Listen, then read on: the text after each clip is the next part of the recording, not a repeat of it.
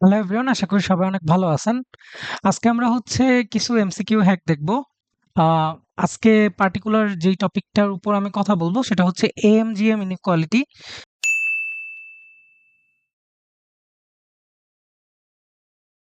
আমি আরো কিছু জিনিস দেখাইতে চাইছিলাম, যেমন বইটাই কয়েকবার প্রশ্ন আসছে যে একটা টিন ক্যান, এটাকে এটার ভলিউম প্রবাবলি ফিক্স করে দেওয়া। তো বলছে যে ক্ষেত্রফল সর্বোচ্চ কত হবে, মানে এই টিন ক্যানের ক্ষেত্রফল যদি সর্বোচ্চ হয়, সেই ক্ষেত্রে আমার মানে রেডিয়াস, এটার একটা রেডিয়াস আছে, রেডিয়াস আর হাইটের মধ্যে সম্পর্ক কেমন হবে। ঠিক আছে, এটা রিলেটেড একটা প্রশ্ন আসছিল প্রবাবলি। তো যারা এই যে এএমজিএম ভালো মতো বুঝতেছে, তারা ইজিলি বলতে পারার কথা যে এইচ এর ভ্যালু আসবে 2r। এইচ এর ভ্যালু আসবে 2r। হাউ? কারণ একটু আগেই বললাম যে আয়তক্ষেত্রের ক্ষেত্রফল সর্বোচ্চ বানাইতে হইলে আমার বর্গক্ষেত্র হওয়া লাগে।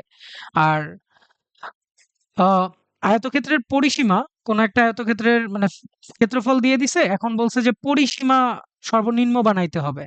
ঠিক আছে, সেই ক্ষেত্রে আমার ওই সেম কাহিনী যে দুইটা মাত্রা সেম হওয়া লাগবে, দৈর্ঘ্য ইজ ইকুয়াল টু প্রস্থ হওয়া লাগবে।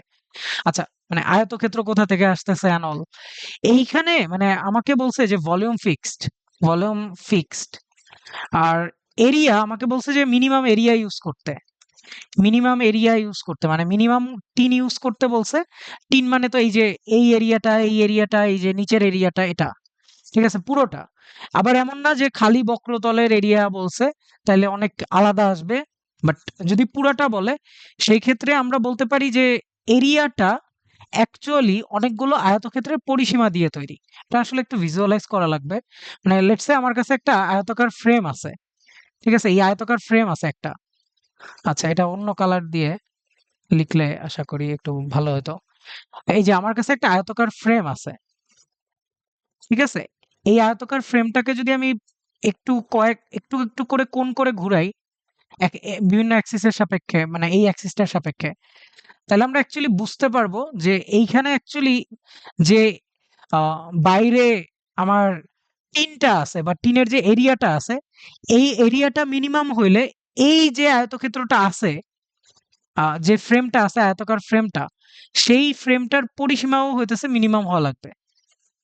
আচ্ছা, আই গেস কারোই মাথায় ঢুকে নাই, বা খুব কম মানুষের মাথায় এটা ঢুকছে হয়তো। আহ যাই হোক, এটা ফ্রেম নিয়ে চিন্তা করলে আই গেস ঢুকবে। এমন কঠিন কিন্তু কিছু না। আমি বলতেছি আমার যে একটা এরিয়া বেসিক্যালি কি, আমার কাছে একটা আয়তক্ষেত্র আছে লেটস সে। এই আয়তক্ষেত্রের এরিয়াটা বেসিক্যালি কি, এই লেন্থ গুলার সাম না। এই যে এখানে যত লেন্থ আঁকা যায়, এক এককের যতগুলা প্রস্থ আঁকা যায়, ওই সবগুলার সামই হইতেছে আমার এরিয়া।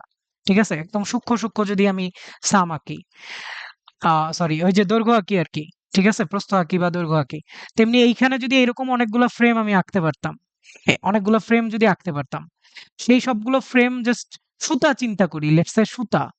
ঠিক আছে, এরকম সুতা পেঁচাইতে পেঁচাইতে পুরো টিনটা পেঁচানো যাবে। ঠিক আছে, সো যেহেতু এই ফ্রেমটা একদম কমন একটা ফ্রেম, ঠিক আছে, এই ফ্রেমটা সবসময় এরকমই থাকতেছে কনস্ট্যান্ট। সো আমরা বলতেছি যে এই ফ্রেমের পরিসীমাটা সর্বনিম্ন বানানো লাগবে। অ্যান্ড পরিসীমা সর্বনিম্ন মানে মাত্রা দুইটা সেম হওয়া লাগবে। এটার একটা মাত্রা আছে কি 2r, এইটা হইতেছে 2r, আর আরেকটা মাত্রা হইতেছে h। So h is equal to 2r হবে এই ক্ষেত্রে। আচ্ছা, এখন এই প্রশ্নটাই আলাদা হয়ে যাইতো যদি বলতো যে নিচের আর উপরের ক্ষেত্রটা নাই, মানে এই অংশগুলা নাই, জাস্ট বক্র রেখাটা আছে, তাহলে আসলে অনেক আলাদা হয়ে যাবে প্রশ্ন। বাট আমাদের প্রশ্নে ওইটাই চাইছিল যে পুরোটা আছে, কত সর্বনিম্ন কতখানি টিন ইউজ করা লাগবে, বা সর্বনিম্ন কতখানি টিন ইউজ করে যদি আমি ক্যানটা বানাই, তাহলে আমার আহ পরিমাণ মানে আর আর এইচ এর মধ্যে সম্পর্ক কেমন হবে, এটা ছিল প্রশ্ন। আচ্ছা, এর চেয়েও হইতেছে আরো এক্সটেন্সিভ লেভেলে গিয়ে আমরা চাইলে এমজিএম ইউজ করতে পারবো। বাট আমি একটা কথা বারবার বলি, সেটা হইতেছে এই জিনিসটা যেন না ভুলি যে আহ, যেগুলাতে ইউজ করতেছি, যেমন কজ সেক, এটা এই যে এখানে পজিটিভ, আবার সাইন কোসেক এরা হইতেছে এই অংশে পজিটিভ। আমরা যেন কোন অংশে কোনটা পজিটিভ এটা খেয়াল রাখি, ঠিক আছে, নাহলে আমরা এটা করতে পারবো না। আচ্ছা, অ্যান্ড এইখানে আরেকটা জিনিস যেটা বলতেছিলাম, আমরা এমন সব প্রশ্নের জন্য এই শর্টকাটটা খেয়াল রাখতে পারি যে এখানে হচ্ছে এরা গুণ হয়ে মাঝে ফাংশন পার্টটাই ক্যান্সেল হয়ে যায় অ্যান্ড কনস্ট্যান্ট টাইপের কিছু আসে। যেমন এখানে √2 ইন্টু √ab আসছে, ঠিক আছে? ওই কনস্ট্যান্ট টাইপের জন্য আসে। আরেকবার জাস্ট বলি যে যেমন আমরা বললাম যে পরিসীমা, তেমন বললাম ধরেন যে ক্ষেত্রফল দেওয়া আছে। ক্ষেত্রফল বলা হইতেছে যে 25 বর্গ একক। সেই ক্ষেত্রে আমার পরিসীমা কত হবে, মিনিমাম পরিসীমা কত হবে এটা চাইছে। সো পরিসীমা মিনিমাম চাইছে। এই সময় ব্রেনে ক্লিক করা উচিত যে ক্ষেত্রফল মানে হচ্ছে দুইটা সংখ্যার গুণফল আর পরিসীমা মানে হইতেছে 2 ইন্টু a প্লাস b, ঠিক আছে? এন্ড আমরা যেহেতু এটা মিনিমাম চাইছে, এর মানে এটা মিনিমাম হওয়া লাগবে, আর এটা মিনিমাম হতে হলে দুইটা সমান হওয়া লাগবে। সো a স্কয়ার মানে 25, a সমান b সমান 5। সো এখানে বসায় দিলে 20 আসবে, 20 একক আসবে পরিসীমা, ঠিক আছে? আর মানে এগুলো জাস্ট অবজেক্টিভের জন্য বলতেছি, এগুলো আমরা রিটেনে অ্যাপ্লাই করব না, বাট কোনো না কোনো দিক থেকে আমার মনে হয় যে এগুলা হেল্প করতে পারে পরীক্ষার হলে, ঠিক আছে?